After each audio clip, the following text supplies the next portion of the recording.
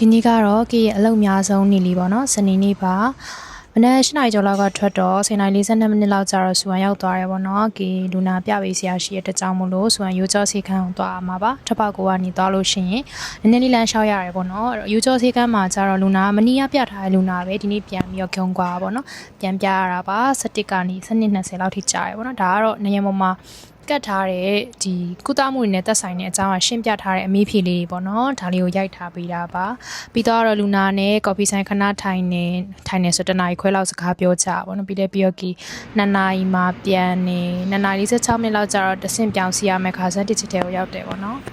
အဲ့တော့မတ်တက်ထိုင်နေမှာထိုင်မတ်တက်ကြီးထိုင်ရတာပေါ့နော်ဒါ